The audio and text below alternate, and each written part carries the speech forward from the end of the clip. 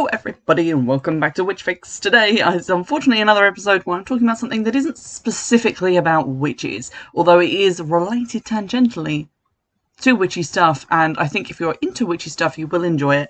I'm currently a little bit low on content just because I am so busy writing the follow-up book to my debut novel Stranded.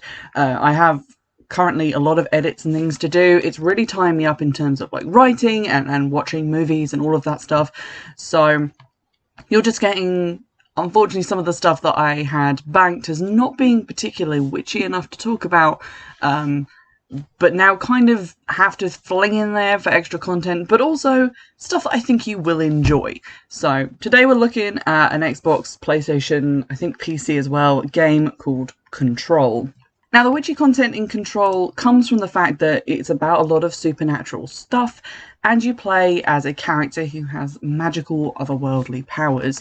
Although these are less related to magic and more related to interdimensional, Lovecraftian-esque type stuff. But you're still a character with powers, and you talk about extra-dimensional things, lots of different, like, magical sciences, like telekinesis and psychometry and all of that stuff. So I think it definitely belongs within the wheelhouse of the podcast, and I'm going to review it for you. So this game came out in 2019. It came out on Microsoft, Windows, PlayStation 4 and Xbox One. It's currently on Game Pass. I don't know if it's on whatever the PlayStation version of Game Pass is because I don't have a PlayStation. But I think my brother played it on PlayStation, whatever their Game Pass thing is, a while ago. There are also 2 paid DLCs for this. I've seen one of them being played and it was quite good, so that's all I can really say. But I have just finished playing the main game for myself and I have some fucking thoughts.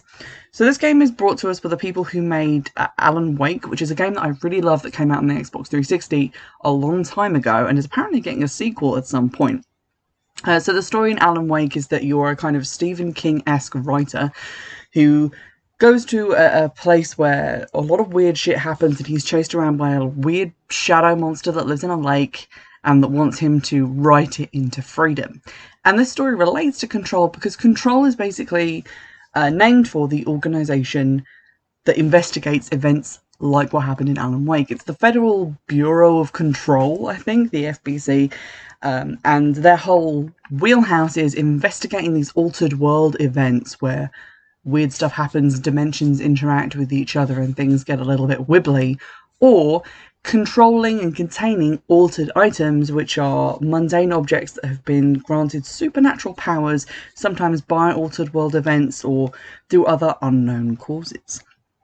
So your main character is Jessie Faden. She's a very strange main character because she doesn't really emote a lot, and a lot of her characterization is done through her internal monologue. But we'll get to Jessie in a minute. But the opening of the game is you arriving at the Federal Bureau of Control at their main office and getting inside to find that it is in complete lockdown. So how you get inside is already a mystery because you're just suddenly in there.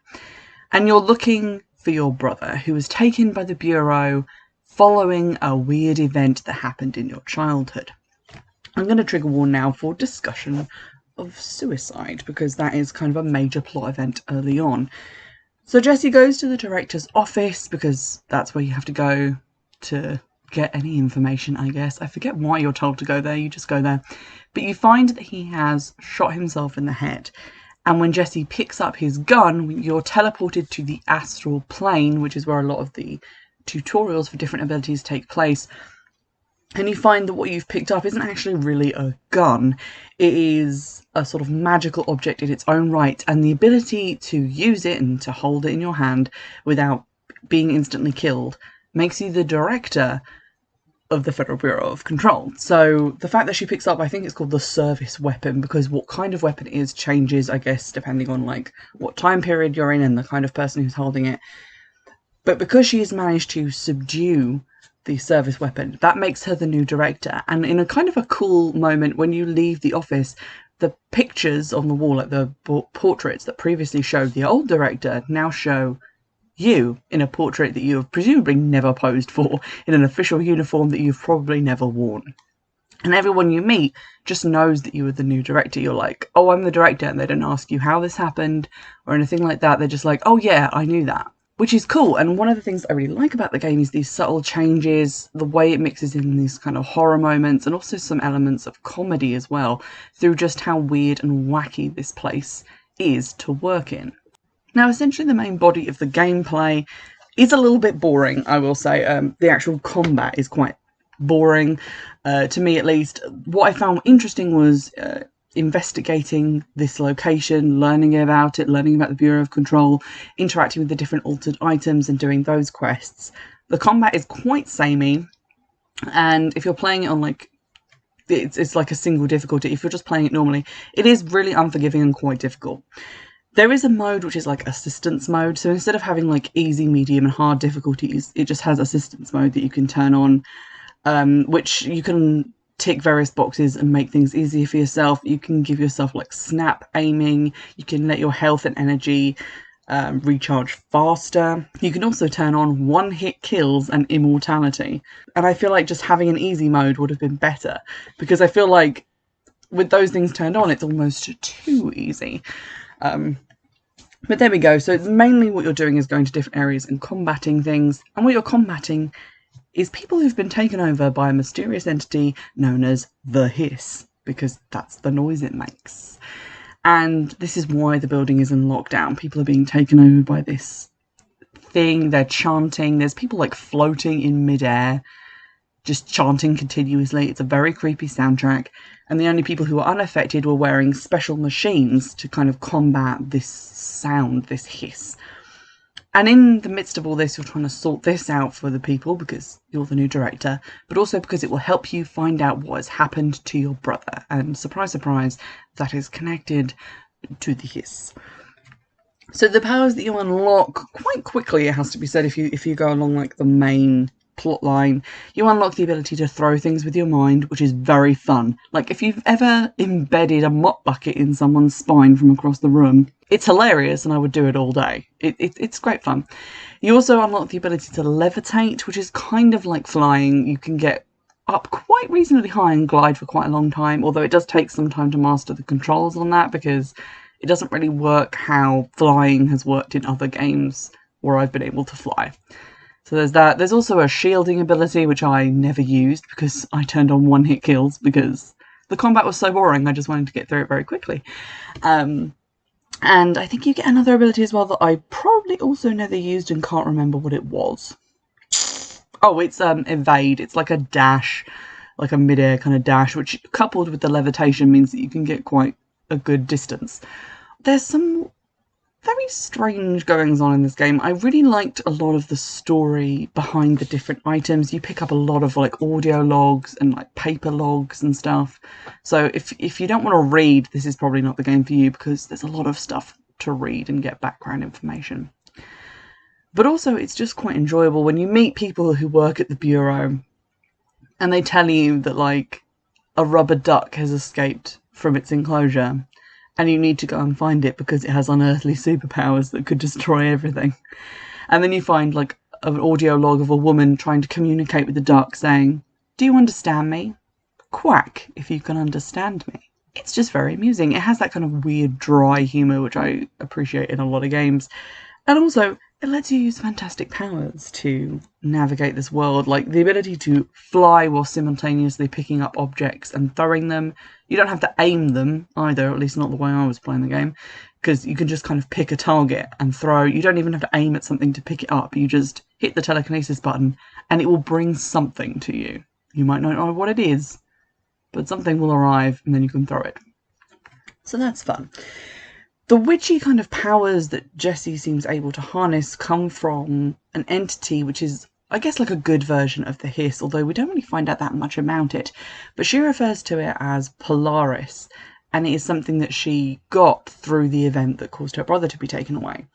And it's this kind of weird blue swirl that appears in her mind and never actually speaks, but which she appears to be having a kind of conversation with that you can only hear one side of.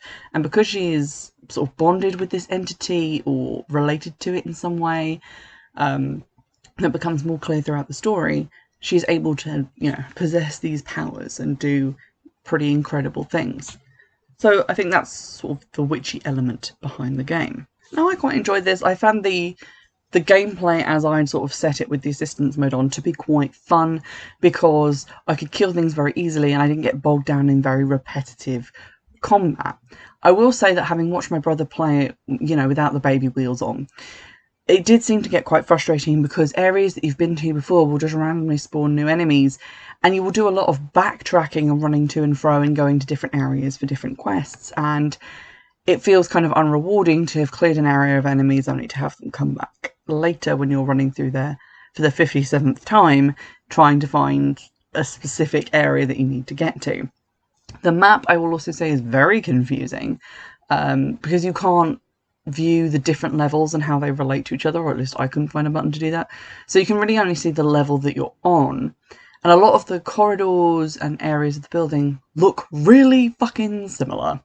So finding your way can be a little bit of a ball ache, although eventually I was able to kind of remember specific areas, but I had no idea how to get between them and was just fast travelling a lot. Also, I will say that the game just kind of stops. The ending is a little bit weird. So you have like the ending, you find out the answer to some of the questions that Jessie's been asking, the kind of arc with her brother is brought to a semi-conclusion, and then you have a couple of like extra missions that you can pick up prior to the end and also in the end game, which are mainly about finding and containing altered items, like mysterious objects that are just around the place, or killing specific enemies and getting things from them to return to other characters. They're quite simple missions. And once you're done with that, there's nothing to do. The game just kind of stops. There is no like decisive kind of end moment for me, because the way it ends is just like, oh, your brother is, spoiler alert, in kind of a coma after you manage to subdue the hiss, and that's basically the end, unless I guess you get the DLC, and that feeds into some other stuff in the story. Like, for example, you keep going to altered items and there's a mysterious creature on the astral plane inside them, and you're like, but what is causing this? I think that gets answered in the DLC, but I don't have that. So that remained unanswered. And I find it a little bit annoying when things like that are involved in like the main game and they're like, pay us extra to answer these questions. It's like, no, if it's in the main game, it should be resolved in the main game. But those are kind of small niggles. The question I ask myself is, did I have fun while flying through the air with the greatest of ease while braining people with those pneumatic tube message delivery things? And the answer was yes, it was fucking fantastic. So there's that to enjoy. Also, I think if you enjoy the kind of humour that I've talked about, like the rubber duck, you're going to enjoy this game. There was a point where they sent me to an area that they called the clocks, and they just said, yeah, we call it that because of all the clocks. And it turns out they have like a carriage clock in there that just keeps duplicating itself and they don't know why. So they sealed up that wing of the building and it's now just full of clocks that you can pick up and throw at people. It was so much fun. There was a creepy moment where they made me chase a plastic garden flamingo, which had powers, and I got to where it was and there was just this pink light shining out from behind a door, and the flamingo was like peeking around it at me. And that gave me the woolies. And then I was like, why am I scared of this flamingo? That's just the kind of thing that this game will do to you. There's also a whole section where you have to go and investigate, like, it's a side mission that you don't even have to do, but an area which is covered in mould. And when I say covered in mould, like, if you don't like when the walls in video games look organic and like they're looking at you with all their many holes, I feel like I have trypophobia, you are not going to like this section, please avoid. But you basically just go down to check on the scientist lady, and she doesn't care about the hiss, she doesn't care about the lockdown, she's just like, I need to research this mould. Are you going to help me? And you do a bunch of stuff with the mould. And like researching it, there's different enemies down there as well. So there's like 2 different enemy types in the game. There's like mould people and the hiss people. Not a huge amount of variation, I will grant you. But there's that. That's a whole thing, and talking to her was kind of funny just because she was in the middle of this like crazy situation, but she was just hyper focused on like, no, I'm studying the mould. To hell with the interdimensional entity that's coming to kill us all.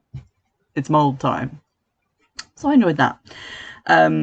I don't know if they're planning a sequel to this game. Like I said, I think they are doing like a new Alan Wake game, so it might be related to this in some way. But if you're interested in kind of the more paranormal science areas of things that you can sort of drift in from witchcraft, you know, like the interdimensional stuff, the like parapsychology, the weird entities from other planes, haunted objects, although technically I guess they're not really haunted, but you know what I mean, possessed.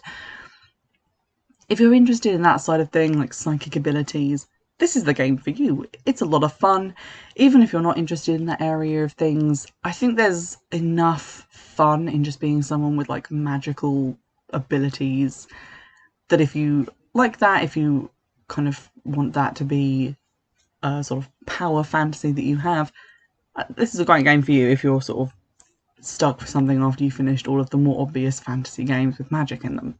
So, heartily recommend Control. As I said, currently free on Game Pass, and you might be able to get it on like Steam or Epic Games Store or wherever you find computer games. I don't know, I don't really buy computer games online. But there we go. So, go give that a try, and I will try and find some more content to do with witches when I have a minute where I'm not trying to write a book. But in the meantime, I'll see you in the next one, and if you have any game recommendations, do drop them in the comments below. I'll see you next time. Bye!